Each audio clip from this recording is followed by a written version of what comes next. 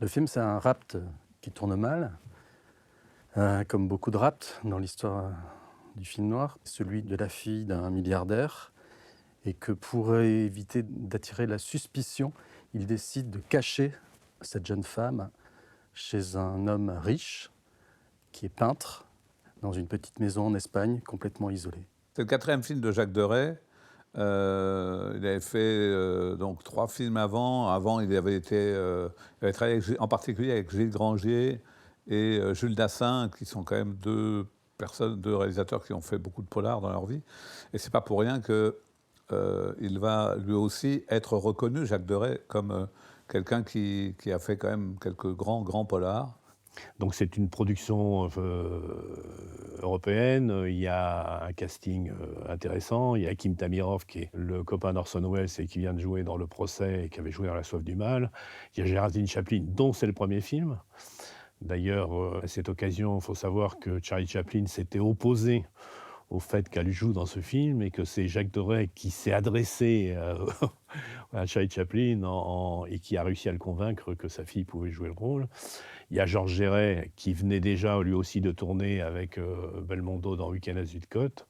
Il y a Gabriele Ferzetti qui était surtout connu des cinéphiles pour avoir joué dans L'Avventura d'Antonioni. Sophie Daumier, géniale dans le film, qui est vraiment plein d'humour, de naturel. Et il choisit une vedette montante de l'époque, puisque c'est Jean-Paul Belmondo, avec qui il fera d'autres films avec, en particulier le film qui lui apportera le plus d'entrées, le film le plus grand succès public, c'est Le Marginal, qui fera au début des années 80 avec Jean-Paul Belmondo.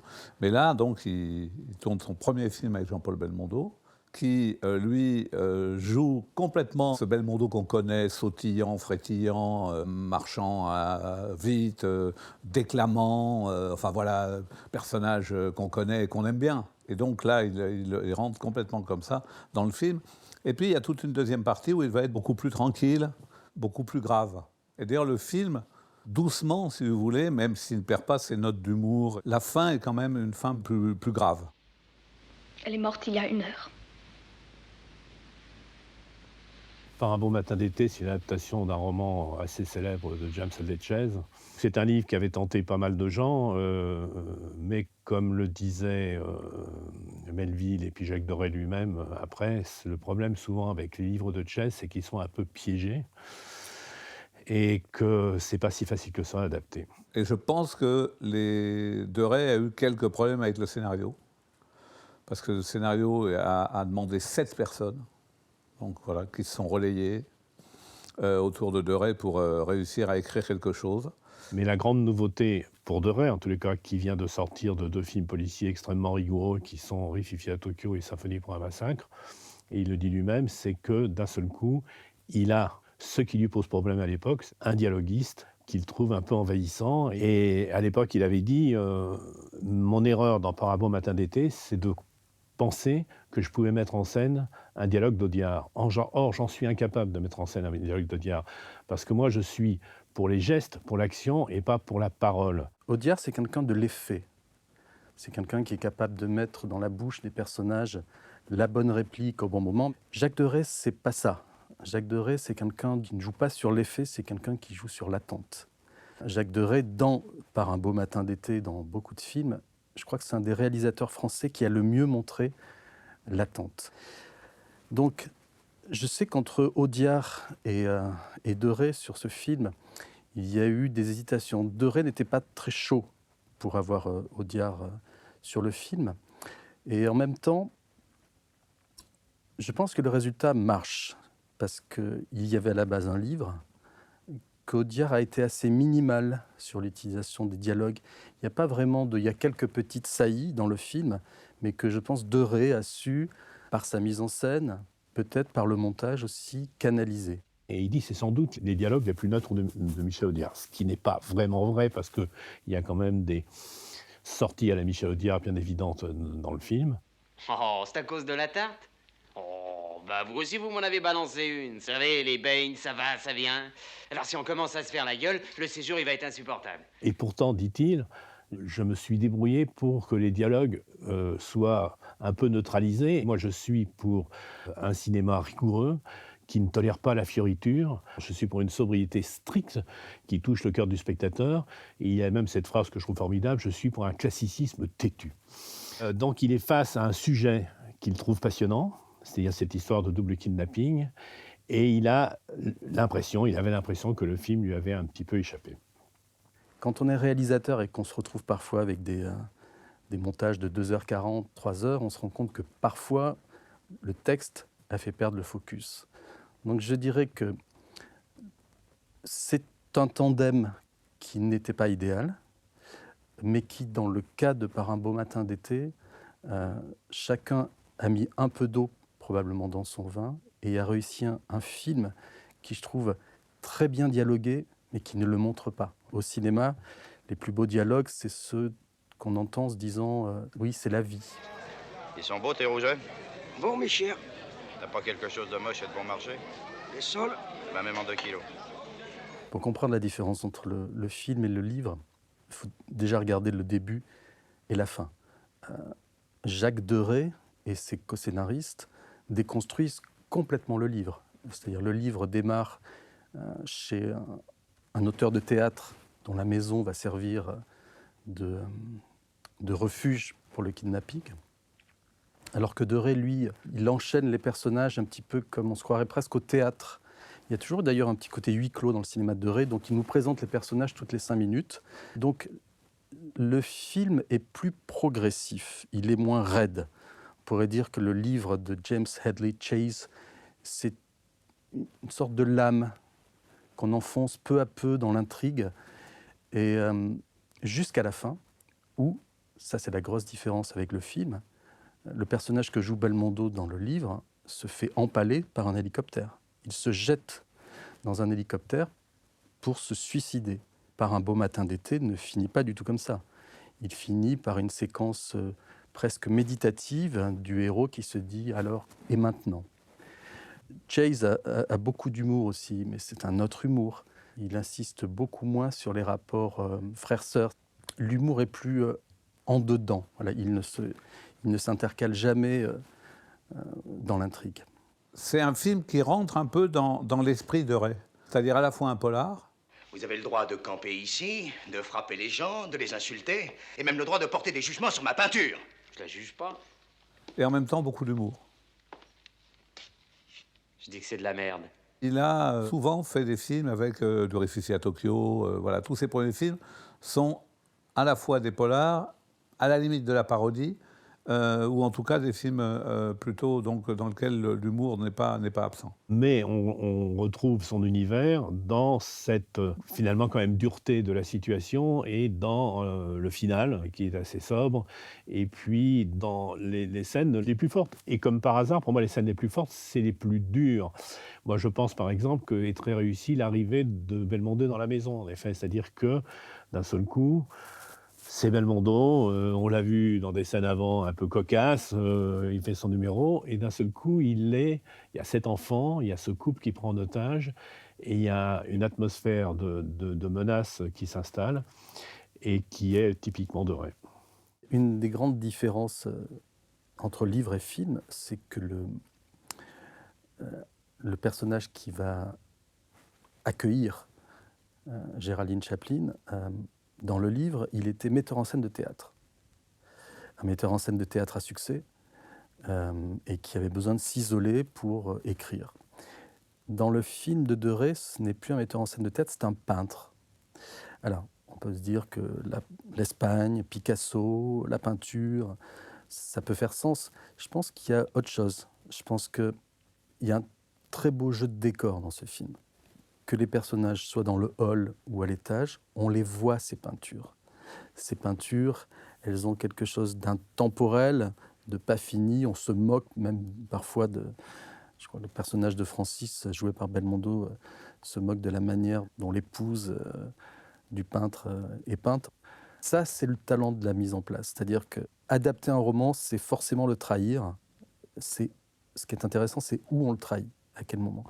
Et mettre du visuel à la place de l'écrit, c'est vraiment la patte de Deray et de ses co-scénaristes. C'est-à-dire qu'on est dans un univers de faux semblants. Une peinture, c'est une réalité augmentée. Et ça va bien avec des personnages qui sont eux-mêmes pris dans un engrenage où ils vont être obligés de se décaler eux-mêmes. For 30 years, I've been swinging mugs like you. For 30 years, I've smarted the police, the cops, everybody. They can't for a little skunk like you to outsmart me now. Maintenant, écoute-moi bien, Lucas. Tu casques. Et pas dans 8 jours, maintenant. Ça, c'est du doré, je trouve. La scène est assez sèche, assez dure, et elle met le doigt, le ton sur ce que finalement va être vraiment le film. Après rentre en scène Belmondo avec sa sœur, et c'est là où il y a des éléments, on pourrait dire un peu de comédie, etc., même si la situation est quand même assez graveleuse, assez trouble, mais le film ne débute pas avec eux. Faire entrer les personnages petit à petit dans cette intrigue et finir par une sorte d'airbag émotionnel. C'est-à-dire que le film, il est justement comme la montée en parachute de Belmondo. C'est-à-dire qu'on monte, on monte, on monte au début, et à la fin, tout ce qui est supposé marcher ne marche pas. Et je crois que Deray veut montrer ça, c'est-à-dire des personnages, une intrigue qui atterrit. Je pense qu'il faut vraiment insister dans ce film sur le côté huis clos. C'est un film où on voit quasiment jamais de commerce, où on voit jamais de rapports de voisinage normaux.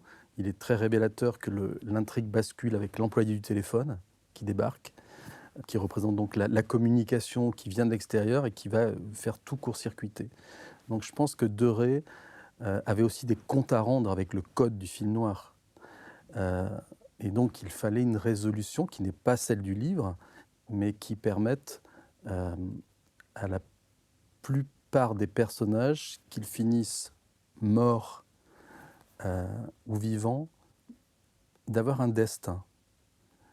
C'est très beau, je trouve, que Belmondo ne veuille pas toucher le corps de sa sœur qui est morte.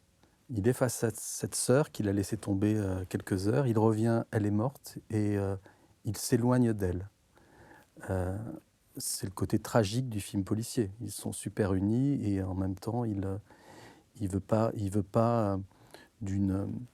d'un pathos. Ou c'est Deray qui veut peut-être pas d'un pathos. Donc, cette fin tragique, elle va finalement très bien avec l'ouverture. Parce qu'en fait, cette histoire existe à cause d'un vieux truand qui veut faire un dernier coup pour prendre sa retraite, et elle va se terminer avec l'arrestation du vieux truand et les conséquences tragiques du kidnapping raté. C'est comme une corde qui se délie. On a monté des nœuds les uns après les autres, dans la meilleure tradition des films et des romans policiers. Et Jacques Deray, au lieu de les arrêter brutalement, eh bien, il ouvre tout ce qui était emmitouflé, et il l'étale comme ça, et on atterrit. C'est un film d'atterrissage.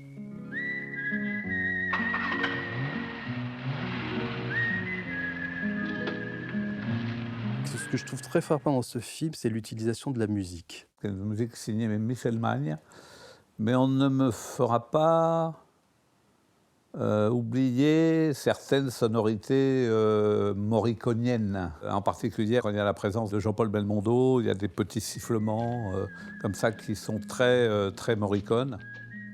Ce sifflement, c'est le sifflement de la solitude. Ces personnages, il ne faut pas l'oublier, sont autour ou dans une maison. Ils n'ont pas de lien avec le monde extérieur. Donc la musique, c'est une sorte de ritournelle, parfois agréable, parfois stridente, qui met le spectateur dans une ambiance lui-même de « je ne sais pas ce qui va se passer ». En revoyant le film, là, pour cet entretien, je me suis rendu compte du côté impressionnant du montage. C'est-à-dire, ce sont des séquences qui sont taillées au cordeau. Il les dilate dans le temps comme il veut, mais on passe rapidement à la séquence d'après. Alors, il vient ce café? D'ailleurs, il y a quelque chose de très simple pour savoir ce qu'est un artiste, c'est de regarder le pseudo qu'il se choisit. Jacques Deray ne s'appelait pas Jacques Deray, il s'appelait Jacques Derézeau. Et il a donc pris un pseudonyme qui plus clair, plus rétracté. Il y a des cinéastes comme Léos Carax qui compliquent leur nom de famille et donc, d'une certaine manière, ils compliquent aussi leur cinéma par rapport à la narration. Jacques Deray, c'est quelqu'un qui travaille comme ça, avec des séquences dans lesquelles on prend le temps qu'il faut, mais quand la séquence est finie, eh bien, on bascule à la séquence d'après. Pour Madrid. Vous allez sûrement avoir de l'attente. Oiga? Hasard ou pas, il réunit plein de familles dans le casting du film. Quand il dit en 85, d'un seul coup, j'ai eu Belmondo et Audiard, et je me suis dit comment faire pour que Jacques Deray ne disparaisse pas complètement. C'est-à-dire qu'il venait de faire 2 films qui avaient été remarqués par la critique et par leur rigueur et leur mise en scène. Et je pense que c'est le producteur qui a proposé à Deray le sujet. Il ne s'attendait pas à avoir Belmondo et on lui a dit ce sera Belmondo. Alors par contre, le casting, est-ce que c'est lui? Je ne sais pas exactement qui a choisi. C'est aussi une coproduction. C'est peut-être des hasards de coproduction, peut-être pas. Dans La piscine aussi, Jane Birkin apporte son anglicisme. Je pense qu'il a pris les acteurs avec qui il avait envie de tourner, des acteurs qui étaient disponibles, mais sans s'en rendre compte, il en fait une sorte de bouillon de culture, un bouillon de culture pour acteurs, où les accents, le fait qu'on ne parle pas exactement le même langage ou qu'on n'ait pas la même gestuelle, ça joue. D'ailleurs, ce qui est frappant dans Belmondo, c'est l'évolution de son personnage. Au début, il joue le rôle d'un petit escroc, et donc là, il est percutant, déclamant des phrases comme on le connaît, quoi, comme on le connaît depuis le début et qu'on le connaîtra sous Lautner. Et après, on le voit dans la deuxième partie du film, en gros, beaucoup plus introspectif, beaucoup plus réfléchi. C'est une âme en peine dans le film. Deray, qui était comédien à la base, il voulait être comédien. Donc je pense qu'il savait non seulement comment les diriger, même si on peut toujours se planter ou faire des erreurs d'appréciation, mais je pense qu'il savait aussi leur donner des défis. Voilà. Je pense que pour les 4 ou 5 personnages principaux de ce film, il y avait du défi. C'était en gros le rôle dans lequel on les connaissait, mais avec un rythme et des préoccupations qui n'avaient pas forcément joué avant. Et ce qui est intéressant chez Belmondo, c'est qu'il est à la fois l'icône de la nouvelle vague grâce à Godard, bon, c'est sûr, à bout de souffle, une femme, c'est une femme, et puis qu'il a fait une entrée fracassante dans le cinéma dit commercial avec Verneuil, avec 100 000 $ au soleil.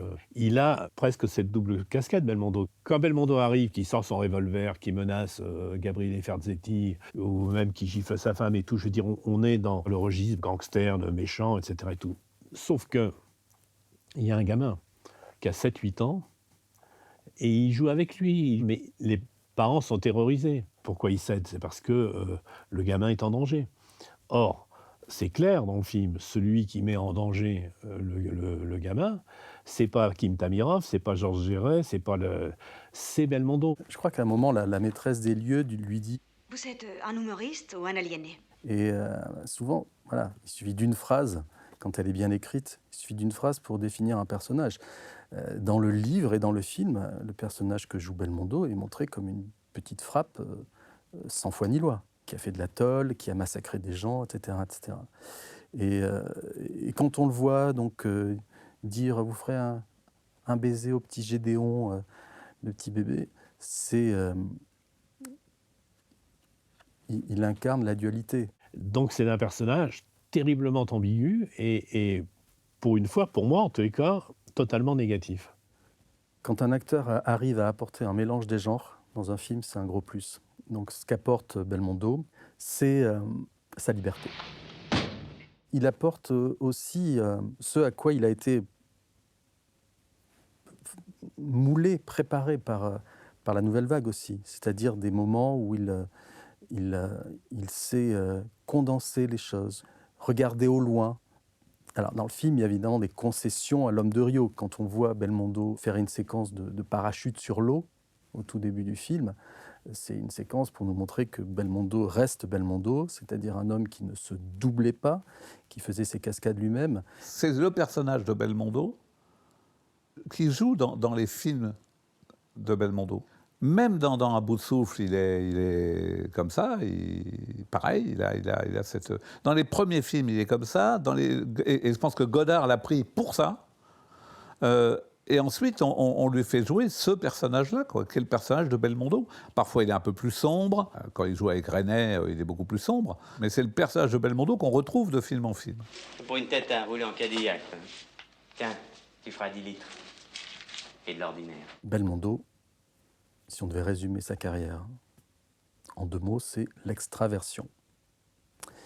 Et adapter le bouquin de Chase au cinéma, dans cette sorte de huis clos, il y avait un risque pour le spectateur qui était de voir un espèce de jeu d'échecs, un Cluedo, pesant, âpre, puisqu'il s'agit d'un kidnapping.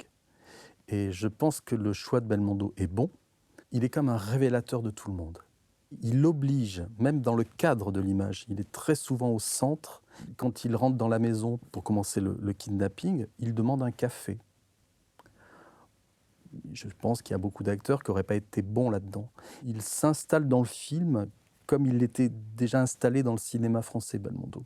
Il apporte ce côté jeune trublion. Et en même temps, dans le dialogue, il y a cette phrase où il dit « Si elle n'était pas morte, on t'aurait dit ça autrement, tous les deux. Avec des mots, des tas de mots. Faut toujours dire des tas de mots pour être gentil. Tu nous emmerdes. » Et j'aime beaucoup ce moment où il sait très bien qu'il y a des codes quand on fait un kidnapping, quand on papote, quand il y a des rançons, etc.